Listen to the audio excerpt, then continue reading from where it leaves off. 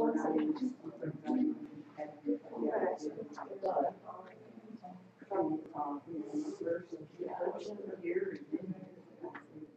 still got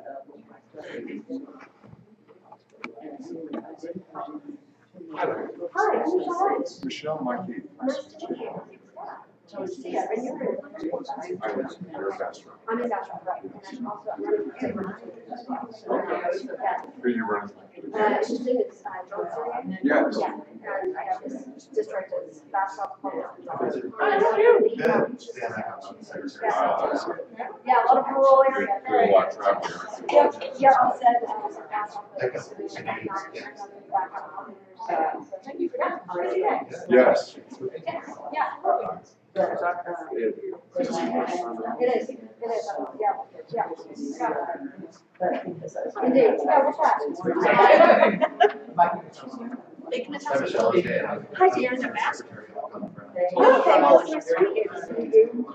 Thank you so much. Yeah, absolutely, this sounds like we should find some water. There's a lot of traffic right outside.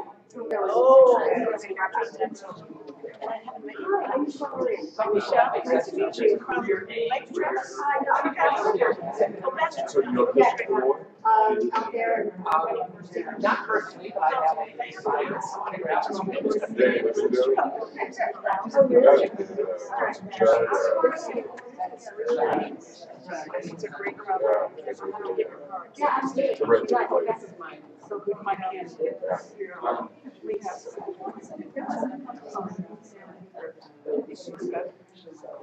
think for district because I'm assuming our city has reached out to voters. That's part of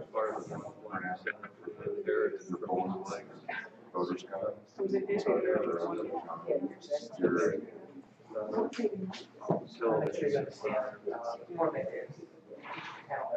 No, I wonder how much.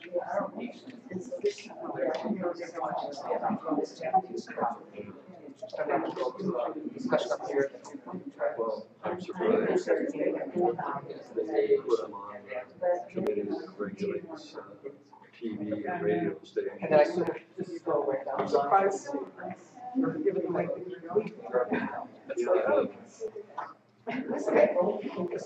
David, you recording? Yeah. Okay. Hi, all. Welcome to the February meeting of Common Ground for Texans. I'm Dan Eckham, the secretary of the group. Joanne couldn't be here today. And today we're going to be talking about the rural-urban divide in Central Texas and just more generally in politics. And we have guests from Austin, Bastrop, and Pflugerville today. And our moderator will be Mike Ignatowski, another board member. And at the back of the room, we have some coffee. I'm afraid we don't have creamer today, sorry about that. But we've got some sugar with the coffee, and we've got some ginger cookies. We also have a jar where you can put a few dollars in if you'd like to donate to us. And if you haven't signed up and are not on our mailing list yet, we've got a sign-up sheet back there on the left. So please include your name and email address. And that's really all I need to say. So I'll hand it over to Mike to introduce the panel. Thank you, Dan. So let me introduce a little bit more of background on what we're doing here. Common Ground for Texans is a group dedicated to promoting civil discussions of a lot of important issues of the day. And we've been operating in various forms for at least 7 years in the Austin area. We like to tell people that as we get into a group discussion and questions from the audience, assume that there are people here who are progressive, conservative, libertarians, and Green Party members. So please treat everyone with respect in the way you make your comments and types of questions you ask and the way you word them. What we're going to do is go through our panel members. They'll each get a chance to talk 8-10 minutes, give their thoughts from various perspectives on the rural versus urban divide that we're experiencing. Then we'll have a little bit of discussion, then we'll open it up for questions and comments from the audience. And after we end, you'll actually have a little bit of time to come up and talk with the individual panel members or the board members of the group if you want afterwards. So let me say a few things about the topic for today, the rural versus urban divide we see in our country. There are many articles written about this since the last presidential election. In fact, many of them claim that the rural versus urban divide is actually bigger than the red state, blue state divide. In fact, it accounts for much of the red state versus blue state divide. And there's certainly a difference in the voting patterns. It showed quite clearly in the presidential preferences. There are probably differences in many of the attitude towards immigrants and gun issues. There is a feeling among many people in the rural communities that their values are under attack and being discarded. There is a general feeling in lots of small towns that the job opportunities are just not appearing there. A lot of the new jobs are coming into the large cities. And in fact, the statistics do show that the small towns, rural areas, have not regained a lot of the jobs they lost in the last recession, where the large cities, urban areas have more than made up for the loss and have a big net increase in the total number of jobs and job opportunities there. And yet, there's still a lot of commonality between the two groups. We'll talk about some of that today, and I can emphasize some of the commonality in the questions and the panel discussions that we can have, hopefully. Infrastructure, water, roads, these are common issues whether you live in a big city or a small town. Managing the economic growth and all the change happening, taxes, criminal justice reform, even drug abuse now with the opioid crisis is probably an area where there's a great deal of commonality between big cities and rural communities. Traffic congestion can even be a case of how you'll argue about whether or not it's really worse here or in some of the rural communities. Nevertheless, there's growing pains all over, or at least pains from changes happening. So with that, I'd like to introduce our first speaker. We'll go down the panel from that end to this end. His name is Mike Heath. He's a Pflugerville City Council member. Mike is a native Texan. He's married to his wife for more than 30 years. They moved to Pflugerville in 1994. He has 2 children, 3 grandkids. He served on Pflugerville's bond committees, instrumental in Pflugerville adopting a first strategic plan. Mike is president of the Alliance for Transportation Group, member of the Capital Area Council of Governments, Clean Air Coalition, American Planning Association, and multiple other groups of professionals, associates, various topics around the Austin area. So with that, Mike. Thank you for having me. Well, I've been on the council now for 2 years, and as Mike said, I got on there after serving on the bond committee, and I sat there and they said, well, we have these projects that we want you to look at. We got an animal shelter, roads, and parks. And I said, well, how do I choose? And they said, well, you choose. I didn't think that was any way to run a business or a city, so that's one of the reasons I ran for city council at the time. And Mike talking about the issues between urban and rural, it's really, we're kind of at that pinnacle point here, because Pflugerville was 4,444 people when I moved to town, and it was in the first comp plan that I actually got to go sit in. There was a man standing there in the back. We were in the band hall there at Pflugerville High School, and the one guy stands up and says, I don't want it to change. I don't want anything to change. I love Pflugerville the way it is. And Gladys Pfluger stood up in the back and said, Pflugerville hasn't been the way it was for 50 years. And we have a lot of those same things. And here we are 20-something years later, and we've got those same type of issues. And I remember something that my grandfather said. He was living in Somerville, and I was just a little kid, and I didn't really understood what he was saying to me. But he says, all my taxes are going up because we have to expand all the infrastructure for all those new people moving to town. And I took heart to that because that's really kind of where we are as a city. We're changing, and then one of the things Mike said, and I got to talk to Saul a little bit before this meeting today. He says, what's the difference, you know, political changes and all that? And I said, you know, there's really no Democrat way or Republican way to flush a toilet. And we have a lot of, we have a variety of beliefs on our council. But we have great discourse on the council, and I think that's how we get better decision making. And as one of my goals being on council is to put a strategic plan in place that we all come to consensus how we develop our resources, where we can guide our resources to be able to get the community that we want and what we want to grow up to be. And going through that, we're sitting here now of how do we do that? We've got some of the highest taxes in the area. So how do we get, you know, and only 15% of it, 16% of it are city taxes. So how do I reduce all the taxes in my region? And the best way that we can do that is bring businesses in. And you talk about congestion. If I can have employers actually pop up here in Pflugerville, you know, I may not have to drive on your roads anymore. You might be happy. But as Mike said, I am president of the Alliance Transportation Group, and we do traffic and transportation planning. I kind of like congestion. It means that I have a job. With that, I look forward to visiting with you guys and hearing your thoughts. Thanks, Mike. We'll have questions after the panel has spoken. Next up to my right is Bridget Shea. She is a former member of the Austin City Council, and she won election to the Travis County Commissioner's Court in 2014.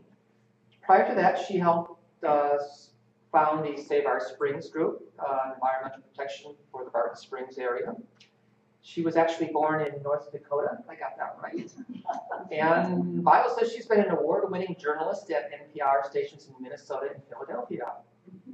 She now serves on multiple boards, including the National Board for Clean Water Action. Bridget. Thank you. I really appreciate hearing Mike's comments about Pflugerville, because I think that really kind of encapsulates, for anybody who's lived in Austin even longer than maybe 5 years, that really captures, I think, a lot of the lived experience that we have here, that it's growing so fast, and the roads are so congested, and the cost of living is going up so dramatically.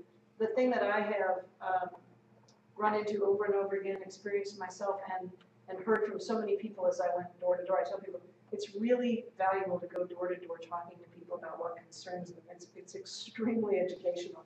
And in the 2014 campaign, the thing I heard over and over again from people who lived in nice homes, maybe had 2 nice cars in the driveway, and were virtually in tears on their doorsteps telling me, I won't be able to afford to live in this house much longer. I've calculated how much my taxes will go up each year, and I will have to sell my house and move in 5 years, 7 years, 3 years. And where am I going to move?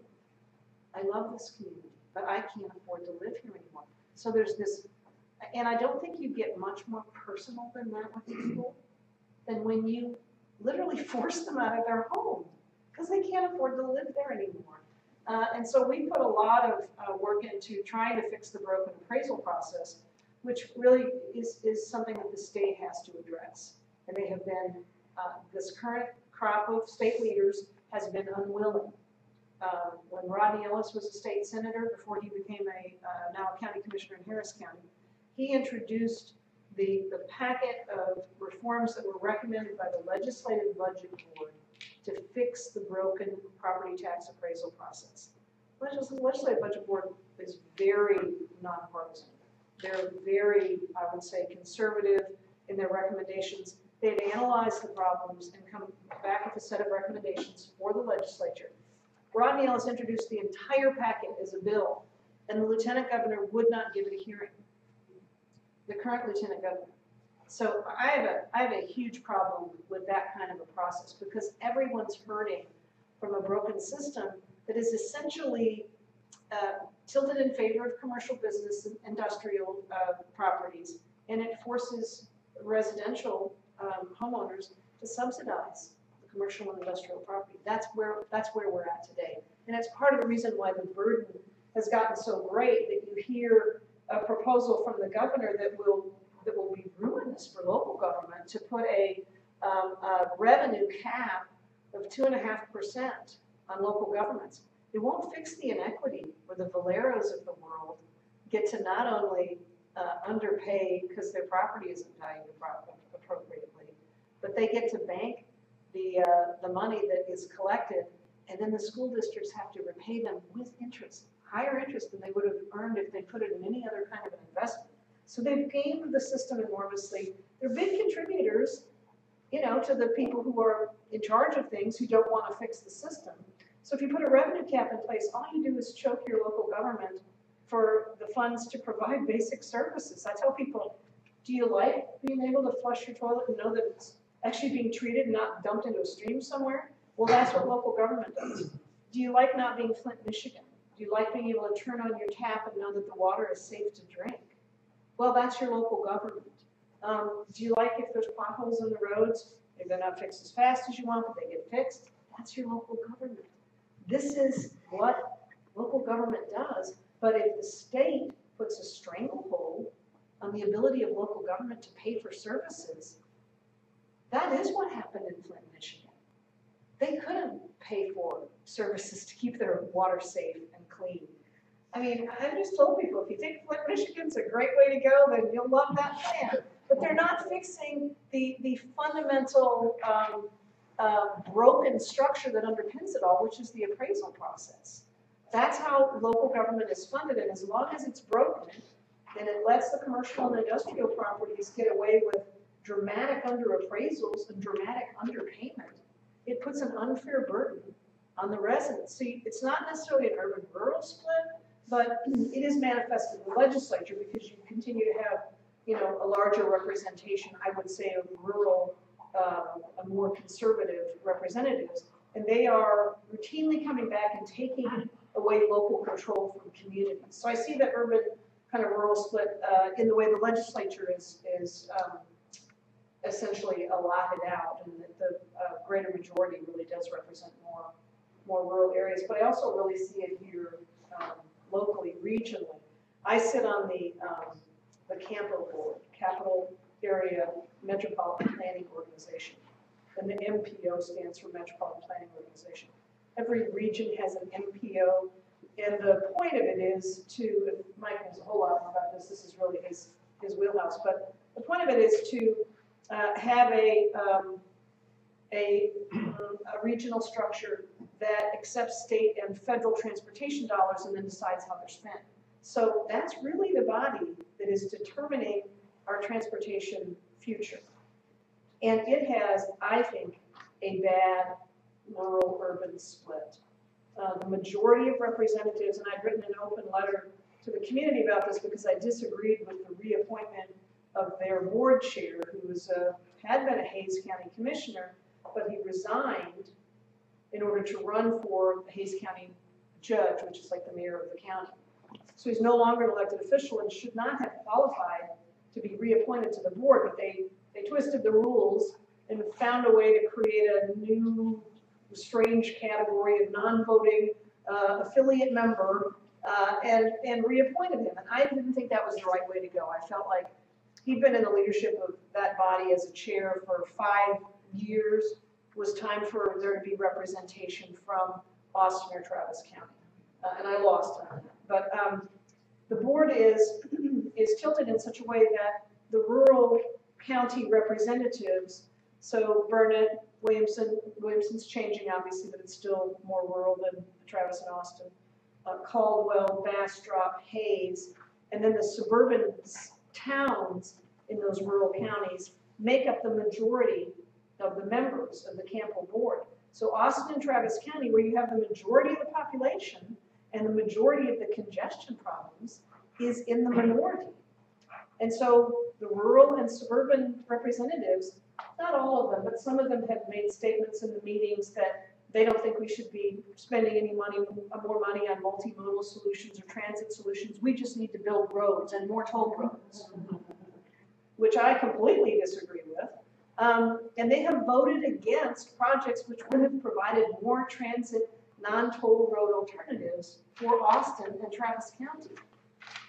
And so I have a big problem with that. And I'm a little bit of the skunk at the picnic at the meetings, because I'm always asking, why are we doing this? And how does, you know, this fit into helping the entire region deal with congestion? So I've got a beef with that body, and I try and find ways to work with my colleagues, but I think structurally it's badly set up. I don't think that the major population base of your region should be in the structural voting minority. I think it sets up a bad dynamic. And I know there's some sense that, you know, Austin and Travis County was sort of the big dog in the room and may not have been fair to all of the surrounding communities, but the reality is the majority of the congestion problems aren't all out there. You've got to deal with them in the center of your region where people are still coming for jobs and, you know, whatever else they're coming into town for. So I see it really, really played out at the local level on the Campo board, but you can also see it writ large with the legislature. Just wanted to say, my wife grew up in Flint, Michigan. If you want to use that as a bad example, she'd probably agree with you. Yeah, it's unfortunate, but we should learn from all that. Okay, our final speaker is Michelle Ryan. She grew up in rural East Texas, moved to Austin to join the booming tech industry in the late 1990s. She and her husband now live in rural Bastrop County, where Michelle is a small business owner, world traveler, lover of barbecue and beer, and also a Democratic candidate for Senate representative for District 17. Yeah. Michelle. Hi. Well, brand new candidate, first time, I guess. Yeah, indeed. Thanks for having me today. I appreciate it.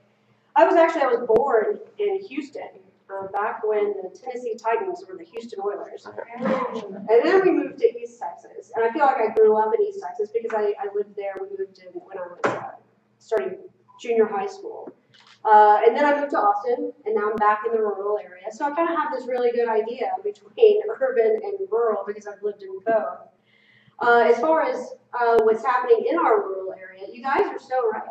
I mean, we actually have more in common than we disagree on. Schools. We all want our kids to have a world-class education. Transportation. You know, a lot of us out there, there is a lot of commuters into the Austin area. We don't necessarily enjoy it, but that's where we can afford to live. We were priced out of our homes in Austin, and so they moved out into these rural areas where it was a little more affordable. One of the things that is really important to me, and that a lot of folks in cities don't necessarily think about, is a digital divide. And this is, when we're talking about this, lack of internet access in our rural areas, where we were joking with someone recently, they were talking about their 100 megabit in Austin, high-speed internet. We joked, we said, oh, that's fine, we have 2. Not 200, 2. So that's a problem. There are educational opportunities that folks can have online that we just don't have out there. You might have teachers in a city setting where you do have a high-tech industry where kids can get this education, not just kids, adults too, where they can get some additional learning or learn some new skills and do some different things. So internet is really important. It's one of those that are important to me anyway, for sure. And the second is healthcare. We talk a lot about having affordable healthcare, but for our rural areas, it's access. In the last 5 years, 18 rural hospitals have closed. Where are they going to go? What's going to happen now? So there is a huge topic of healthcare, not just in our state level, but at the national level. Of course, I'm not a proponent of a universal healthcare system, but that doesn't really help access, right? I mean, we can have really affordable care, but if we don't have doctors and we don't have facilities in our rural areas, that doesn't really help us out that much. We're going to have to come into the cities to use medical facilities. And then, of course, with the transportation issues, we were talking recently, we would love to have, now, again, I'm the Democratic candidate, so a little more progressive than some out in the area, maybe. Rail, a public transportation system that gets us into the cities. And not just Austin, because the district that I would, even San Antonio. That would really remove some congestion from the city roads here, because we would be driving in, we would just be taking that rail system. And I'd love to see that happen, but I don't know if that's going to happen in my lifetime. We'll keep pushing for it though. As far as that goes, I can speak to some, some generalities, but when it comes down to it, I think that from a rural perspective, we really do have far more in common. There isn't one thing that we might, there's water issues that our rural areas are really concerned with. Speaking of water, our neighbor. So you're talking about, having water come through your tap. Just the other day, we had a neighbor give us a call. She had some trouble because a cow got into her land and knocked over her pressure tank, and so her well was just rushing out to the ground. So our water concerns might be a little different than yours, but we still do have these issues. And particularly when we have these, some corporations that are moving in and pumping water to give to these urban areas that really need more water resources. Now, those of us on well systems are going to have some trouble. Our wells are going to start going dry, and so there's going to be some issues that go on with that. But yeah, I don't know exactly what all I can speak to, but I'm certainly willing to answer some of your questions. Thank you. So I'm hearing a common theme here of infrastructure problems. I thought it was roads and water, but it's also schools, healthcare access, internet speed, and the resulting issue with property taxes rising to unaffordable levels to pay for these needed services. And keep in mind, this is also the same issue in East Austin, where property taxes are forcing a lot of people out. I just wanted to ask the panel members if they could briefly summarize what they would think would be the key things needed to be done to solve this issues of increasing tax rates to pay for infrastructure.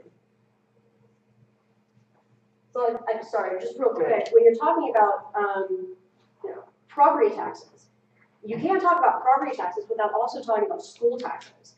And a lot of this falls to the legislature. This is their fault, and this is at the state level. They have reduced their funding for public schools, and so our local districts have had to make that difference. It's not like we had fewer kids to teach. So as that's happened, our local districts have had to increase taxes. And so a lot of property tax issues that we're talking about, we really need to be talking about school taxes, and that's at the state level. Yeah, that really is the crux of it. It is in the state constitution. If you read the state constitution, it is perfectly clear that it is the state's duty to educate the school children of Texas. And what they have done is systematically shirk their responsibility and force more and more and more of that burden onto local communities through the property taxes. And then through Robin Hood, which I say, that sounds like take from the rich, give to the poor. A lot of people like that idea. They're not doing that. They are stealing money from local communities, and they're not putting it back into the very poor school districts, which was the design of Robin Hood. They're using it to balance the state budget. And they're also, I've just learned from our state representative, Gina Hinojosa, yesterday, they're putting a huge percentage of that into charter schools. So the public school system is not benefiting in the way that this was supposedly intended. I can't think of any other situation where people would think that it was fair to come into your community and literally take the money that you had paid to support your local schools and just make off with it. And that's what they're doing with the way they've structured the school tax and school financing system. It's profoundly broken and unfair, and it's because the state has walked away from its responsibility. I don't know why there isn't, except that there seems to be Actually, I do know why. Many of them are adherents of Grover Nordquist, who is a sort of a Republican guru, I guess, and he is famous for saying, our goal is to shrink government until it is small enough to drown in the bathtub. Look him up. That's his approach to local government, or any government, any level of government. And I just think, if people really looked at the logical consequence of that, I mean, that's what's happening in Mogadishu and Syria and all these places where the government doesn't work at all. And if you think that's a great model, you should go live there. That would be perfect. But don't force that on our communities and essentially misrepresent what's contributing to the problem and what you think the solution is, which I see a lot of at the legislature in particular. So the school tax is more than half of your local property tax. And the reason it's so high in the Austin area is because we're deemed a property-rich school district, even though over 65% of the students in the Austin public schools are eligible for free and reduced lunch because they come from such poor backgrounds. Because the property has a high value in Austin, they will take over $500 million from our school taxes this year. $500 million from our community, and they're not using it to fund the poor school districts, which was the whole reason for this construct. So I'm just like furious about what's going on. And then they misrepresent it and say it's the bad local governments that are raising your property taxes, and that's why we need to strangle them so they can't provide basic services. So I'm kind of worked up about it. I love everyone's passion. You asked about being able to expand our infrastructure. We talked about schools. We talked about the legislature's responsibility and government's responsibility. But we didn't talk about leadership. It's really leadership's responsibility to make choices. Just about every government and every government level of government in this country wants to be everything to everybody. And it is time that we have to decide who and what we're going to be when we grow up. That's kind of what we're, on a much smaller level here in Pflugerville. We need to put a strategic plan in place, decide what we're going to focus on, how we're going to deliver our services to the people, and how they want to do it. The great thing that we have, that we all have, that we should exercise is our vote. If you don't agree with your elected officials, it's your responsibility to get out, be educated, and vote to bring somebody in. I mean, I've sat here and I am a rare beast. I am an engineer who ran for office. It is totally outside our nature. I'm rare because I actually look at somebody else's shoes while I talk and not just my own. But if you want real change, it is incumbent upon you to actually run for office. The people that are up here today, the passion that you hear here, this discourse is good. We need to have the discourse. We need to listen to one another. And at the end of the day, we have to choose. We talk about schools, the ISDs. There's a lot of expenditures that are not going to the education of our children. I'm sorry. I love football. I am an Aggie. I want my football team to win each and every time it hits the field, just like those Texas people. But there's responsibilities for educating our children to be able to be productive citizens in our society and understand that their choices, the self-reliance, the self-determination of the individual is the most critical thing that we need to nurture in our society. You talk about the children that have one parent or two parent. It's, in my life, I had my mother. She told me one thing. I could do anything that I set my mind to, and I believed her. Each one of those children needs somebody to be able to tell them, you can do anything you set your mind to. Give them the support and the ability to achieve what they set out to do. And we have a responsibility to give them the environment and the opportunity to be successful in this world. I wish there was a simple answer. It's not the legislature's fault. It's not a Republican's fault. It's not any individual's fault. it is ours individually to hold the people that we elected office accountable for their actions and to let them know. Audience comments will be another time. Thanks. I do want to jump in there because you asked for solutions. Yeah. We have I'd say a fairly robust oil and gas extraction industry in Texas. I know this was proposed in Pennsylvania, and it was very popular, and it was part of why the new-ish Pennsylvania governor got elected. I think we should look seriously at increasing the extraction fee for oil and gas extraction. It has huge impacts on the local communities where these trucks are beating up the roads. And actually, when I go to these conferences of county commissioners, some of these more rural counties are literally planning to grind up the remaining asphalt on some of their roads and turn them back into dirt roads because they don't have the money to maintain the roads that the oil and gas trucks are beating up.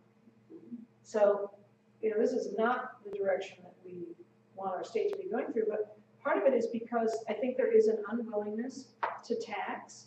I think that's been made into a dirty word in the same way that government is sort of being portrayed as a dirty word. And I just think that that's profoundly unhealthy. To me, it doesn't work in a democratic system where you make the government the enemy and when you say people don't have to pay their fair share. And I think that is what's happened with our view on taxes. So I don't know why there has not been a more rational discussion about an increase in the excise fee on oil and gas extraction. In the same way that I don't know why there hasn't been a rational discussion about increasing the gas tax. Part of what's happening with the lack of funds for road repairs and road infrastructure is because people are driving higher and higher mileage vehicles, and the gas tax hasn't been increased since the 90s. And so there's no new revenue that's coming into the state coffers for infrastructure, for roadway infrastructure. And as more and more vehicles convert to electric, which I have, and I'm never going back to an internal combustion engine. I've got a Nissan Leaf, which I love. There will be even less money coming into the state coffers. But I haven't heard anyone have any kind of rational discussion about increasing the gas tax or going to a mileage-based fee, which has happened in some places. So for me, it's like that's where I think the leadership is missing. I think they're just scared to death to even suggest that we should look at a rational system of increasing fees and taxes in order to pay for things. You're talking my language. One of the things that I think that's a piece of legislation I'd like to see happen, but I probably never will in my lifetime, is that all governmental agencies have to provide an accounting for the services that they provide. One of those things would be roadways. So to put roads in place and to maintain them, that it's X number of cents per mile that people drive on. To tie that back to the VMT tax, or if you put the chip on the car and say That's vehicle mile traffic. So if you end up doing that, then you have other choices.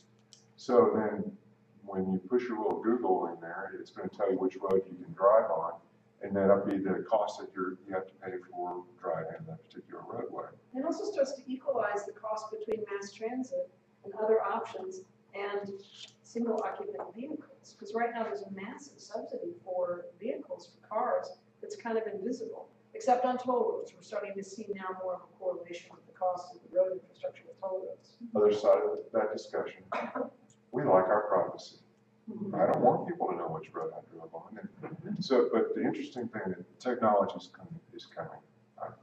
Everybody has one of these, I'm sure. So everybody uses it to use the routing to it. Google tells you which road you should drive on.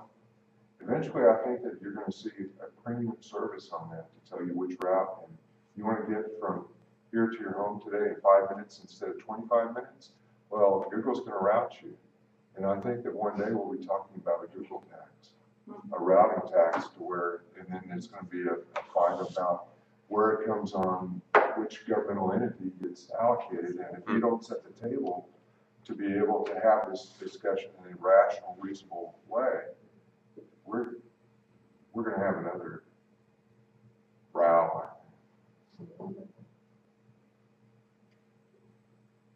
So that now that we've solved most of the problems, we can cut things short. There's an argument that says don't look to the federal government or even the state government to solve a lot of these problems. And maybe the gasoline tax is one such issue. Is there any interest in a Travis County gasoline tax? Well, I mean, on the one hand, people will say, don't look to the feds or the state to solve problems, but then the federal government and the state government have laws that preempt local governments from doing a wide variety of things. Communities in Texas may not raise a gas tax themselves. It is against the state law. And The counties that have- failed. We tried to have a local option gas tax, what was it, 2 or 3 sessions ago? But and the federal government preempts a lot of local solutions that could work as well. Counties are very weak in Texas. Counties have zero land use authority. Somebody literally can build a pigsty next to you, and the county can't do much about it. We're trying to help residents out in off Old Lydig Road in eastern Travis County, where an asphalt emulsion plant was just built. And so these people now who bought their homes, you know, in a more rural area and thought they were going to get the clean country air, are now living next to an asphalt emulsion plant. So the little local control that we do have, the legislature is also chipping away at, and I think the governor has made it a priority to attack local control. That's why they tried to overturn the tree ordinance in Austin. That's why they came after the bag ban that was started in rural communities, because they have problems with landfill trash. And bags are just a really unnecessary source of trash. And you can reuse bags and not fill up your landfills with plastic bags that, by the way, get into your livestock and, you know, choke your livestock. So you've got real problems in rural areas.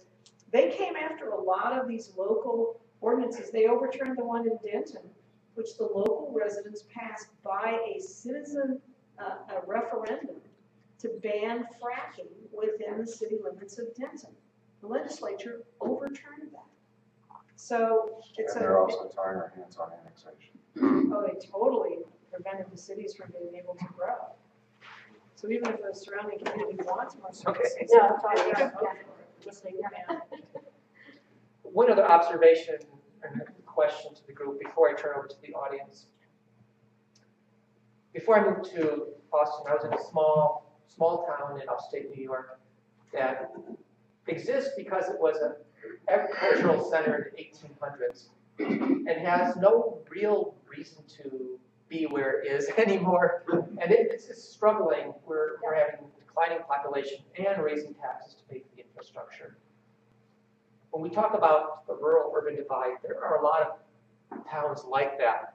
And perhaps cities or towns near Austin that are struggling with growth issues is not necessarily representative Right. of many of these far rural towns that are Yeah, shrinking. East Texas, for example. Yeah. It's actually, you know, it was small when I was there, but it's smaller now. So when we're talking about the problems that we have in Bastrop County, you know, folks saying there's too new people, there's too much traffic. There's nothing like an Austin traffic situation, but still. But it's better to have a growing city than a dying city, because there's nothing for a lot of those folks in some of these really very rural towns. You know, we want jobs in Bastrop County, good paying career jobs. We know that they will eventually get there. Austin's growing too fast for it not to. But out in deep East Texas, there isn't. There are no major cities around in some of these areas, and so these people are just going to. I don't know what's going to happen in some of these very small areas, and we'll just have to see on that one, I guess. If you look at the demographic trends, what's been happening, well, really it was probably since World War II, but it's sped up, is a lot of the rural populations are migrating toward the urban areas. And if you just look at the I-35 corridor, there's been a huge migration of population up which is why it seems even crazier that we're not planning for other transportation alternatives. One of the beefs I have with Will Conley, who's the chair of CAMPO, got reelected even though he was no longer an elected official. He personally dismantled the Lone Star Rail District the legislature created in order to build commuter rail between Austin and San Antonio. Now, he had problems with the management. Union Pacific also basically said, oh, we're done, you guys are taking too long. We're going to take our bat and ball and go home. And that was a problem because the plan had largely evolved around shifting Union Pacific to the east and using the Union Pacific lines, the MOPAC lines that run down Middle MOPAC, as the commuter rail route from Austin to San Antonio. So when Union Pacific said, we're done here, that was a problem. But why destroy the district?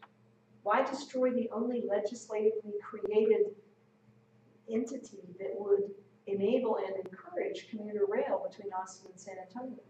So that's one of the beefs that I have, and one of the things that I think that was done that was really harmful for transit in our region. But when you see the demographic trends, you know, with the population moving in a concentrated fashion along the I-35 corridor, again, I think this is where we need rational leadership to say we have to come up with some other alternatives for people to be able to get around. We already know it's going to be horribly congested along this main north-south artery. What else can we create? And if the only solution is toll roads, which is what I've heard, I mean, that was the big plan for I-35, was build additional toll lanes. That doesn't solve it. Certainly not a long-range plan for, you know, even a greater population concentration. Mike kind of reminded me, I just keep thinking back, flashing back to the last picture show. My daddy was from Oakwood, my mom's from Somerville. It's hard times for the rural communities. You have to have your hook, you're going to be a round top or something that draws people to you. But there's not a lot of reasons to go to Somerville or Oakwood, I mean, unless you have family. Do you have family? We have friends who live there. Yeah, friends or family you're going to. So it's really going to be up to people who live there and the passion that they have, and to start manufacturing things, start building things, start building the communities that they want, that will entice people to come live in those communities. I mean, a lot of the things that we miss here in Austin, I mean, I've got a lot of friends that have moved away from Austin as they've retired, and they want to be in rural Texas, and they're moving to the places that are making, you know, the Kerrvilles of the world, that making nice places to live. And there's opportunity, but it's a tough road to hoe. And you talked about the rural roadways, and Dolph Briscoe was governor. We put the FM system in place to get our farmers out of the mud. Mm-hmm. But we've got a lot of underperforming FM roads that are highly designed that carry 200, 300 trips a day. That's a lot of maintenance. So that's that decision making, determining, putting the plan in place, putting your performance metrics in place, making an informed decision. Whatever you're going to do, let's make sure we understand what the repercussions of those decisions are as we move forward. It's been a great panel discussion so far. We haven't even touched on things like finding common ground on criminal justice reform, ending gun violence, drugs, opioid abuse. But I want to give the audience a chance to ask questions and make any comments. And this is how we're going to do it. I'll try and have some geographic diversity as I call on people around the room. Feel free to ask the question of individual panel member or to the general group. Try and keep your questions reasonably short. Remember, there is supposed to be a question in there. And we will let people ask one follow-up question if they want. What we're trying to avoid is getting in a back and forth debate between one person in the audience, one person on the panel. So one follow-up question if you want. So we will start the woman over here. I would like to know what the rate of poverty is in your 3 jurisdictions and how that affects the governance.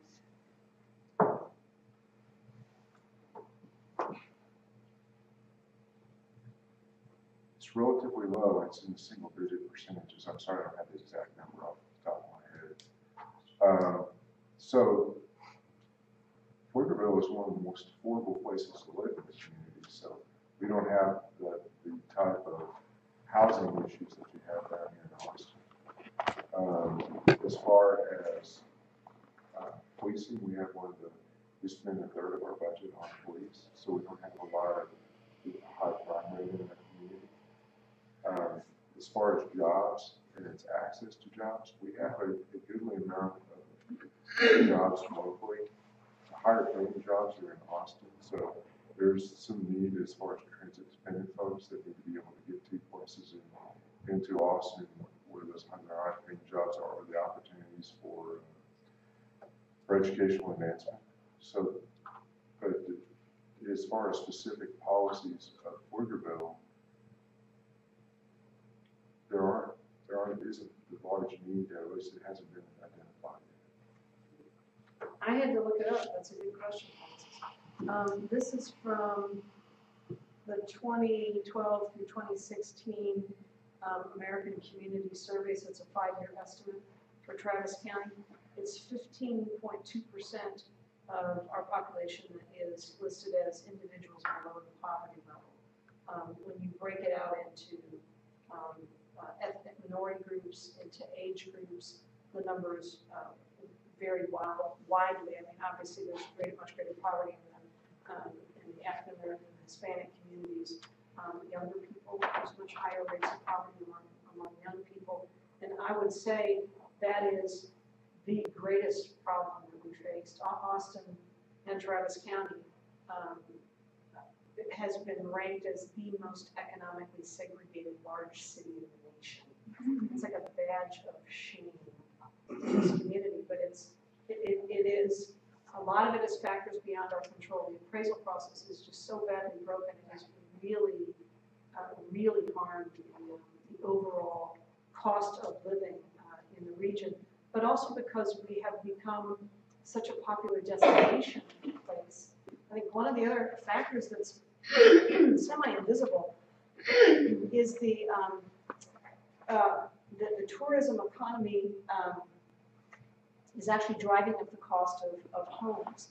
And you can hear this anecdotally if you talk with realtors. Most of them that I know say, we don't even take an offer at the asking price anymore because people come in and bid it up, and almost every home sale now is above the asking price because investors are coming in and buying the homes as income producing property. They're renting the homes for short-term rentals and they're making money off them. And so, whereas you may have, your family home in a neighborhood and raise your kids there, you live there, people down the street will have a home that's operating as a hotel, essentially, and generating revenue for them. And so they can come in and pay a much higher price than what would be the normal asking price for a single family home because it's revenue producing property for them. And the cities, tried to get a handle on this, tried to limit the percentage and the numbers of essentially short-term rentals in neighborhoods, but it's not, there's not great enforcement, and it has contributed to the ever-increasing cost of property. Now, I think our appraisal district has tried very hard to try and level up the playing field a little. They've actually created, I think they're the first appraisal district in the state, they've created a category that differentiates between long-time residents. Say you live in a neighborhood, your houses are roughly built around the same era, roughly the same size, roughly the same geographic location in the neighborhood. They are now distinguishing between an older home that hasn't been heavily remodeled and a home that has been extensively remodeled. And they've created a new category for that and are appraising it as it should be, which is higher than the value of a long-time home that's not been heavily remodeled. And they've told me stories of people coming in and saying, oh no, this is an older home. It's really not worth that money. And they've done data mining on short-term rental sites and found that exact house with all of the fancy new fixtures and the beautiful interior that's been completely remodeled and done. And they've said, well, you're showing us an older picture of the house. It no longer looks like that. This is what your home looks like now, and it is worth more. And so that's why we're appraising it at a higher category. So they're trying to at least capture that in how they're valuing the homes. But that has been a sort of an invisible contributor to the rising valuation of homes. The economic segregation is getting worse partly because we are a great place to come visit. We love our community. We love how creative it is and how exciting and interesting it is. And apparently so does everybody else. And I know there's a lot of other places around the world that have struggled with this. In Venice, you see stories like there's hardly any local residents left anymore because they can't afford to live there. We're heading down a similar path. And I don't know the answer to that one except, and this may not be popular in the group, I don't think we need to keep priming the pump with massive subsidies from big companies like Amazon. It'd be great if Amazon came, but didn't ask us to shell out a whole bunch of money for them to come. And it would be great if they could build, an amount of affordable housing commensurate with the very high-priced housing that is going to be needed for their high-paid employees. So. I just wanted to appreciate the businesses that are here already. Small. Thank you. Well, as far as the poverty out in my district, District 17 covers Bastrop, Caldwell, Gonzales, Karnes, and Lee counties. And as far as the data that I have on that, it's about 18% poverty rate. And just real quick, kind of tying in the poverty along with, we're talking about criminal justice reform. One of the things we have got to do is our bail system. People should not be sitting in jail because they can't afford bail. They should be able to, a judge should be able to let them out based on other crimes other than whether or not they can afford it. And that's one thing with the poverty rate there that I think that we should really be talking more about. Actually, I think one of the things that Travis County really excels at, and because county government is sort of an invisible layer of government, the most common question I get from people is, what does the county do? About half of what the county does is to provide justice. So anybody know anybody who's gotten a divorce and been through a difficult custody dispute over a child? Sure. Yeah. We all know that. Know anybody who died without a will? And somebody had to figure out how to divide up the belongings. The county does that. Have you ever known anybody with mental health issues who either really needed to be, in an institution or needed medical help? The county helps with that. We are really creating a humane criminal justice system that is attempting to divert people from being sent down a path and labeled as criminals when their main problem is they have health issues. Veterans with PTSD sometimes do terrible things because they're not getting the medical treatment they need. We have a veterans court that's set up to divert people from the criminal system and get them the help they need. Same with people with drug and alcohol problems. It's mainly a medical problem and bad choices, bad decisions, but mostly medical. Rather than criminalize people for that, we have a court that's designed to help people get the help they need instead of throwing them in jail. Anybody know a young person who got popped for minor possession of marijuana? I certainly do. We have now essentially decriminalized that in Travis County. Instead of starting a young person down a path with a criminal record, it will make it harder for them to get a school scholarship, get an apartment, get a job, or any of it. We're treating it like a traffic fine. And they're taking a 4-hour course and paying a $45 fee and then not getting it on their criminal record. So for me, that's a huge thing that the county does. And it's over 50% of our budget and our main work. And I want us to be known as that, the place that's literally creating a humane justice system where we divert people who should not be criminalized for behavior that is either mostly a health issue or something beyond criminal. And we are also really working on trying to let people out on personal reconnaissance when they don't have the money to pay bail, so that we don't create a new debtor's prison, because that's what's happening in a lot of places. A lot of people are rotting in jail because they don't have the money to pay the bail to get out. And then they lose their job, they lose their house, they lose their family. They're really in a terrible place. I didn't know that, Chief. It's 8.6%. The other thing that along these lines is that I'm really proud of our police force. They're really big on community policing. So they basically police the way that our community wants to be policed. So we're not sitting there hiding behind trees to give you a traffic ticket. And then also our municipal judge, who's just retired now after 42 years, was really one of those compassionate people because he's lived there for 42 years. And, you know, they tell a story about him giving a fine for $1 because the person couldn't afford it. But they wanted to make sure that they learned the lesson. They had to write that check for $1 or $2, and they did it. If y'all don't live in Pflugerville, you ought to. We have a long commute. So the Supreme Court has already, in the past, declared racial gerrymandering to be unconstitutional. There are now cases before it that would make partisan gerrymandering unconstitutional. If that happens, what parts of state and county and local government do you think would change the most rapidly? I'm going to take a guess and say state government. But the federal as well. The congressional districts are probably the worst, but the state districts follow that model, and that's why you saw. Remember when the Democrats ran away to Ardmore, Oklahoma? It was like, Oklahoma, why did you go there? But they did that because that was the only way they could block what they knew was a very partisan gerrymandering. And the fact that the then Speaker of the House, Tom DeLay, flew down here and got Homeland Security to track where the Democrats had gone. What on earth does that have to do with Homeland Security?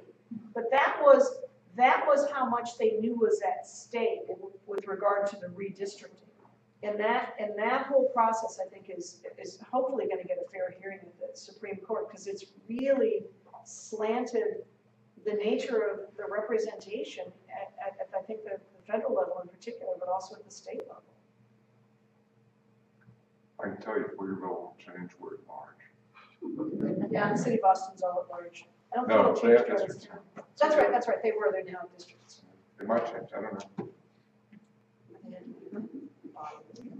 Bruce, I want to pile on the appraisal process. The way it works now, I get an appraisal. It's always wrong by tens of thousands of dollars, and I have to hire someone to protest on my behalf. So I get my property tax reduced. He makes a little money, and the city wastes a lot of time and energy. Not the city. Well, the county. No, So- not the county. There's a misnomer there. It is the Travis Central. That's Okay. what TCAT stands for, TCAT. Travis Central Appraisal District. The legislature created those as independent entities so that you wouldn't have local elected officials deciding what people's tax values should be. So all the appraisal districts are independent. The point is, I think it would behoove everybody to get the appraisal right the first time, so I don't have to hire this guy. So, like I said, there's a financial incentive for me to do this every year, and I'd rather not have that. I would rather just get the appraisal right the first time, pay you what you need, and save the time and the money and the energy. Yeah, I would love also that there be some type of rules about what they can consider comps. Because when I get my appraisal district, they're comparing my house to a house that's 10 miles away in a much higher, more affluent area than what I live in. And I think that's wrong. The biggest problem with that is Texas, and again, this goes back to the legislature, has consistently refused to make Texas a sales price disclosure state. We're one of a handful of states in the nation that does not disclose the sale price of property. And the only way that the appraisal district can figure it out, because they've also been blackballed from using the MLS system, is they've literally had to go and hire independent appraisers. And they can't do independent appraisals on every single property. There's just not enough time because the legislature's also given an extremely narrow time frame to make these decisions and hear appeals. But it's because the legislature has consistently blocked efforts to require disclosure of the price of the sale of your home, then it's not a guess. It's what you paid for it, what the market value of the building is. And I have to say, no offense if anybody's a realtor here, the realtor associations in Texas have been the biggest barriers to it. And it used to be that they said it's because we don't want a sales tax on real estate transactions. Well, we passed a constitutional amendment that prohibits sales tax on real estate transactions. That boogeyman is gone. So I don't know why they're continuing to block it, except it's another way to kind of game the system. But if we had sales price disclosure, end of subject. It's clear what you paid. It's clear what you owe. It's what you paid. So, Yes. I was listening to this, and all of it's mind-boggling. But I've lived here since 1964 and watched all of this involved.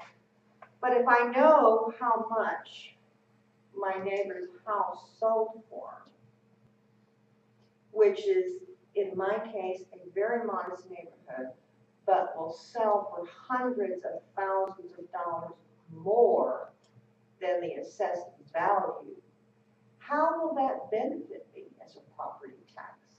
Because if the sale price is hundreds of thousands of dollars more, and we're going to use that as the assessment, how's that going to help the property tax? Well, the reality is that some of that's happening already. There are ways that they can find out, from listing services and all Of that kind course, of thing. I can find out what my neighbors sold their house for. But what I'm saying is, if we're using the sale price as the value of the assessment, that is not going to help Well, the property it would, tax. it would help in the example of the commercial and the industrial. If you talk to the Association of Property Tax Appraisers statewide, back in 2014, they said, and it's probably gotten a little bit better, but not much. They said back in 2014, commercial industrial property is appraised at about 60% of its value. Mhm. So that means residential property owners are having to pick up that 40% difference on the commercial side. So if you had equal in terms of disclosure and everyone knew, because you look at, the way you get some insight into this is if a public entity buys some commercial property and you see in the paper, they paid X for it, but it was appraised at Y, and Y is usually orders of magnitude less than what is paid for it. So if you had a disclosure system, you'd have a more equal process across the board. But I also think that's where, for instance, the local, the TCAD entity, by distinguishing between homes that have been heavily remodeled, because I'm assuming some of the homes that sell for a whole lot of money around you may have been remodeled, but that's not the case. It's just because the supply and demand, not enough They're houses. 100 by 50-foot lots. Mhm. It could be without any improvements. That little It's the size of the lot. rectangle in my modest neighborhood. So your appraisal may go up, but a lot of other appraisals will also go up to compensate for that. Yeah, not just me. That's what I'm talking about. Everybody. Yeah. But can I ask another question? So, I've been watching this commercial assessment thing for a while, and our friend Brian, whose last name Brian Rogers. thank you.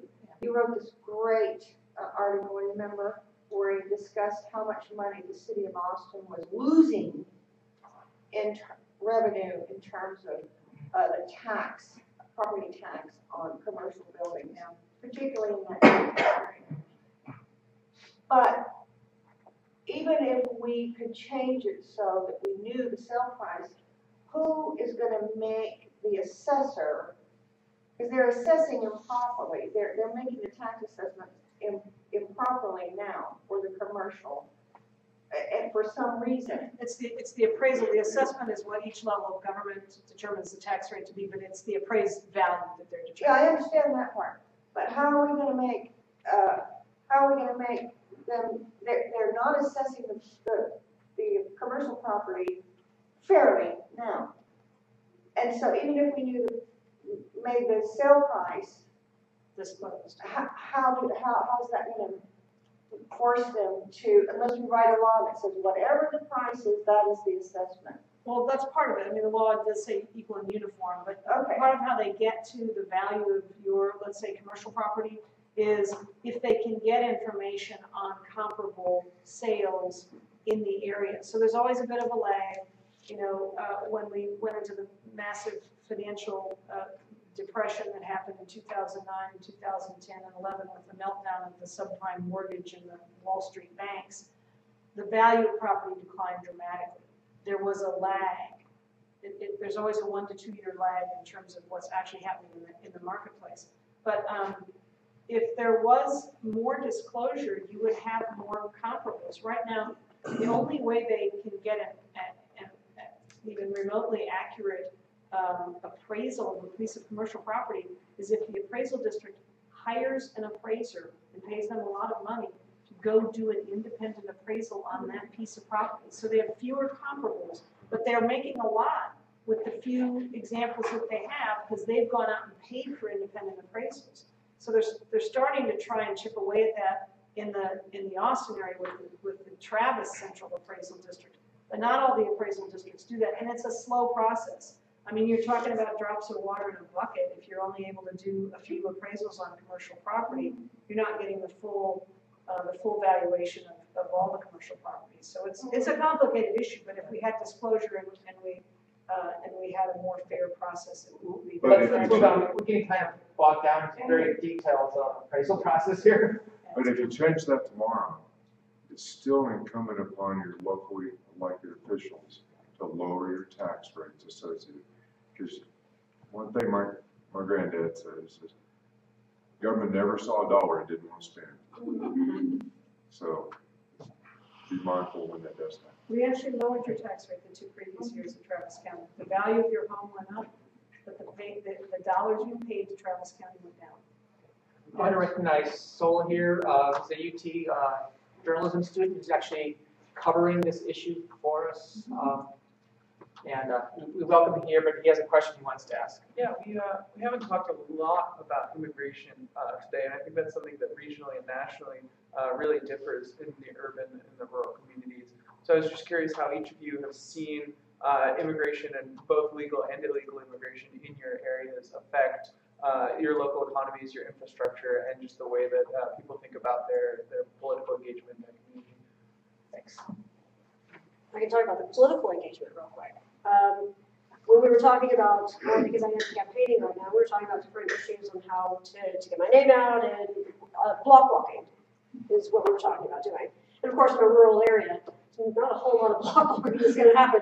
But there are some places where we will be. But in Bastrop ISD, for example, is 60% Hispanic.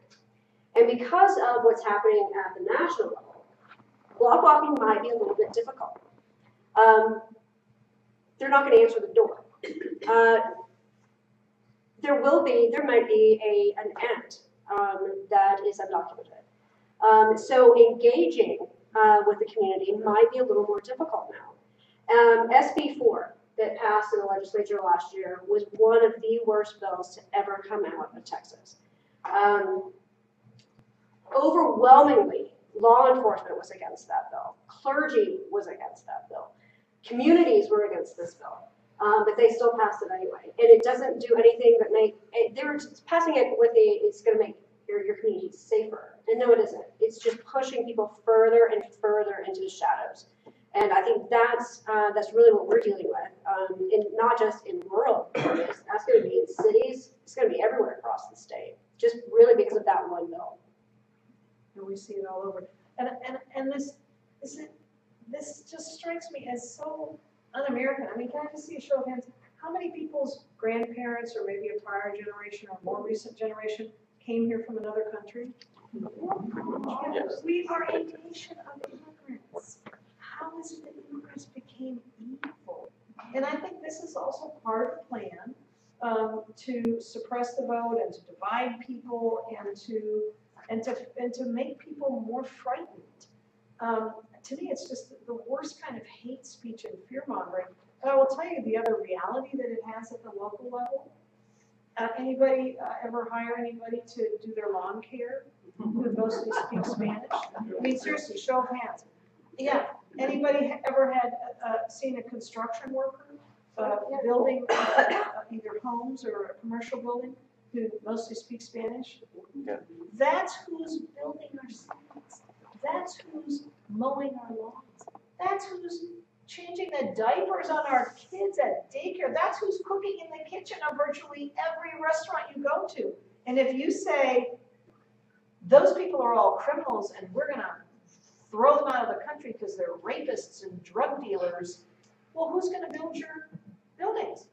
Who's gonna Anybody? pick your fruit? Who's vegetables? Gonna pick your Exactly. food? Yeah. Who's gonna cook your food? Has anyone heard anybody in the building community complain that it's really hard to find skilled labor and it's getting really expensive? Yeah, guess why? Because we just ran all those people out of town and treated them like criminals. So I just think this to me is like mass insanity that people don't understand how important they are to our local economy, what a contribution they make across the board, and to literally not provide any path or avenue for people to legally migrate or legally work here.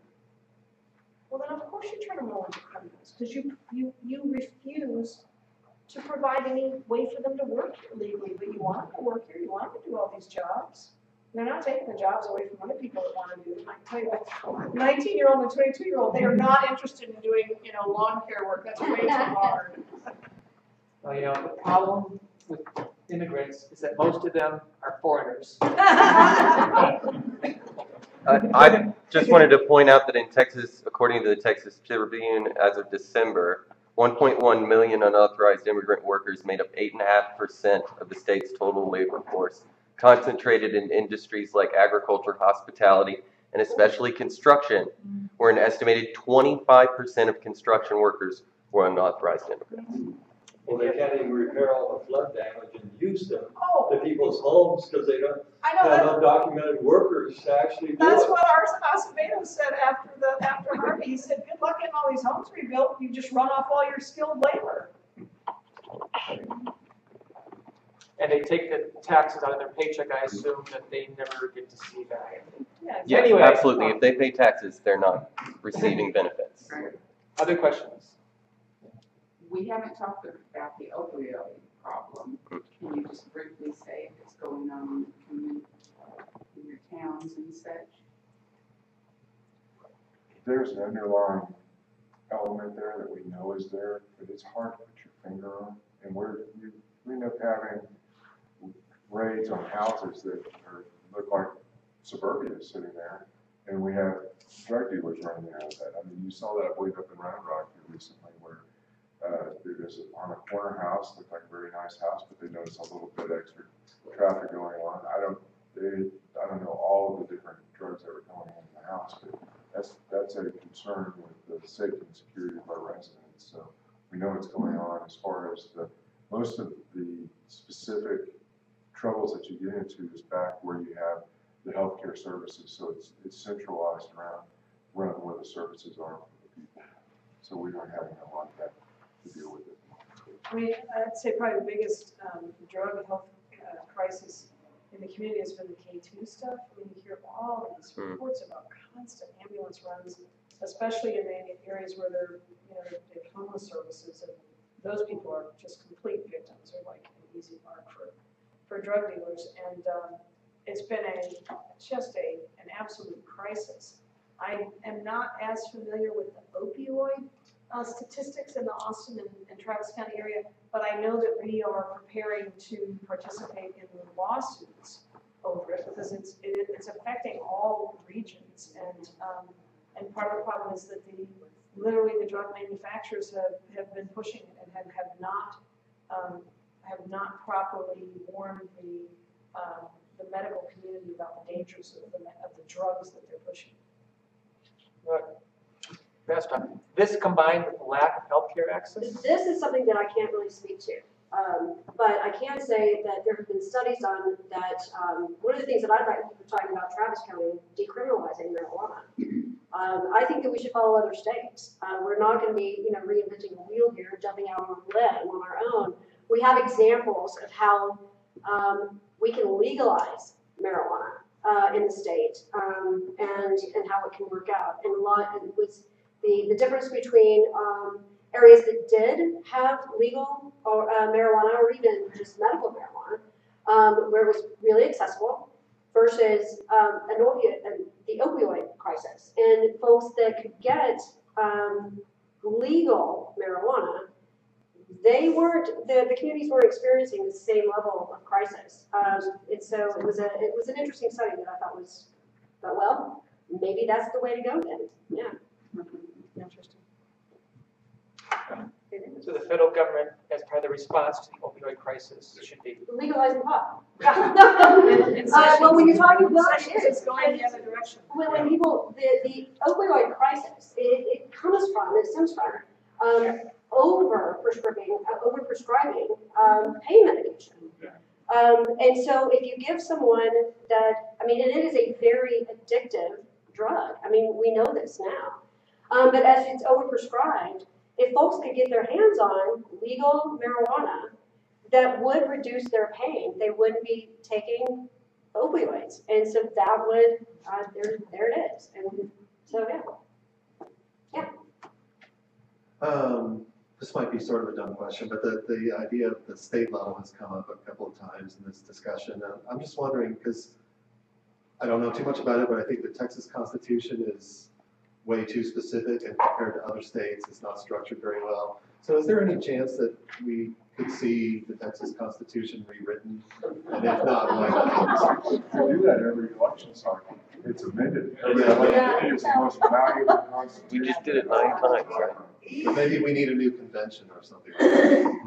That's a terrifying thought. Yeah, I mean, frankly, the two-party folks that proposed it, I think as a way to, I don't know if they're looking at secession, I don't know. I think they were talking about that when Obama was president.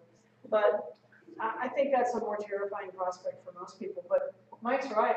Virtually every election cycle, there's a constitutional amendment that amends the Texas Constitution. One of them was this amendment to prohibit a tax on real estate transactions. That passed a few sessions back. But I don't think it's the Constitution that's so much the problem. I really think it's the leadership and a dramatic under-participation in voting. By the way, in terms of the drives, yes, Texas is free from the union. Rumors are that most people who signed that were not from Texas. It says a lot, doesn't it? I think a lot of Texas. Okay, we're about ready to wrap up. Any final questions? I'm sorry I was late, so if you already touched on it, you can just skip it. But I'm curious about what rural populations are thinking about urban populations. I know that there's not a lot of exchange of ideas, but in terms of farming and agriculture and commerce, Austin is growing and changing so much, and inside Austin there's so much debate about where we should be going in other urban areas. Are rural communities changing how they think about urban communities? This is a very broad and general question, so I'm just trying to get an idea of what's going on with rural people and their ideas of urban cities. Republican versus Democrat, is there a huge divide there? Are the urban liberals attacking their values? Well, I don't know about that. I know that from roads, there's a big debate within the legislature about how you spend transportation dollars between the urban areas and the rural areas, whereas the rural areas believe that the cities, the urban areas, are getting a disproportionate amount of the dollars, and that they don't have the ability to compete with the urban areas because of the need that's here. So that's a source of contention at this moment. Sure. So it's a lot of monetary, from what you're understanding, it's a lot of monetary tug of war. As a lot of things are. Sure. I also think that there's this sort of values more, I guess. And I do think it's probably been done to try and advantage partisan positions. I think I would say in general, liberals tend to be more tolerant, and if someone is gay or even transgender, they're just not going to make a big deal about it. But the Republicans made one of their top priorities in the legislature, the bathroom bill. I mean, it's just like, again, how in any kind of sane. Don't look at me on that. But my thought is, if you're saying, okay, you've got a lot of issues in the state, you know, we're in a terrible ranking nationally on our educational scores, test scores, on maternal health. We are lower than Bulgaria. I think we're like one of the lowest in the developed world. So you have a lot of problems. Why would you focus all your energy on this totally made up, ridiculous argument about, you know, we're currently allowing sexual predators. I mean, literally, they polled on this. This is where Dan Patrick said 70% of Texans want a bathroom bill. The question they asked in the poll was, do you think your 12-year-old daughter should be forced to shower with a man? I would have expected the numbers to be higher. I was about to say. Only 70% said no. Hopefully 30% weren't available for Exactly. questions. Misunderstood the question. But why would you make that your main focus, except that you're trying to use it as a wedge issue to say, you know, the other side are moral degenerates and they want to, you know, they want to endanger your children, and we're the party of, you know, defending your Why children. did they even bring it up on the federal issue? Why did they bring it up on the federal issue during the Obama administration? I don't understand. There are real problems that we have in this community that we need to focus on, and it ain't bathrooms. It's, can you flush the toilet? Can you get water out of the street? Can you get the trash to the landfills? And can we deal with it in a responsible way to where everybody has opportunity? Are you sensing that they're, like, the individuals in rural communities are on board with all of these Republican values? I think because there are a bunch of other issues that are problems in rural communities. We've talked about that lack of access to the internet, to job opportunities, to you know, to better roads and schools, that kind of thing. I think it definitely breeds a resentment, and I think it makes it easier for people to see as sort of an us against them. The cities have everything. Right. It's full of all these misfit people who are whiners and, you know, entitled and all of that. So well, yeah, and particularly as the eastern counties are growing because of the Austin, and, you know, really it's Austin moving out into these rural counties, and because of these wedge issues, now the folks that have been there, they're only seeing liberal Austin coming out. They're not really seeing, you know, that. And so, yeah, there is some animosity from the folks that have been there for a long time. It's the, you know, don't Austin my backdrop or whatever it is. Keep the weird, you know, on the other side of the county line. We don't want to hear it. But when it comes down to it, we have far more in common. So if you talk about these issues, again, schools and roads and infrastructure and jobs, we can agree on a lot of this stuff. It's these wedge issues that the extreme agenda in Texas has taken over in that area, and they literally put a wedge between us. It's nationally. It's both parties. They're both to blame. To put us, 85% of everything on this planet we can agree on. The majority of our disagreement comes from how we're going to achieve the objective. Not that we want to achieve it. I love my grandchildren. I love my children. Everybody loves their children. They want to see them raised well. But because the politicians need you to think something different, that those other people are bad, evil, to where they can get you to vote in their groups, they get these divisive issues that they pound. The media does, and the elected, well, I don't call politicians. They're not elected officials. They're politicians that it takes on a life that they want to stay in office for whatever reason, because I tell you what, if you're doing it right, it's no fun. I mean, if you're trying to take care of business and take a utilitarian perspective that you're trying to do good for your community all the time, there are detractors and there are people out there that will come at you all the time. And it's not fun. And that's the reason why I say that if you have the smallest amount of desire to make a change and that you're willing to do this job, I disagree with a lot of folks, but I tell you what, I respect them for actually taking on this job and wanting to do it and to serve the community in any way that they choose and let's have the discourse. I think that a lot of your questions are arising from the divide that's out there. And Mike asked a question or said something earlier about the different political, progressive, liberal, conservative. I think that we remember the first and foremost we're Texans, and that we all have a common cause in this to help each other. One of my favorite sayings is being from West Texas, there's nothing that grows out in West Texas except good people. Because you're going to rely on that person one day to take care of you. You're going to be out in the middle of nowhere. You started the day off it was a nice warm day, and that boy norther came in, and the ice storm came in, and your car stalled. And it's going to be that guy that you didn't know that's going to stop and help you. That's the Texas I know. We help one another. We take care of one another. We respect one another. Just a quick comment.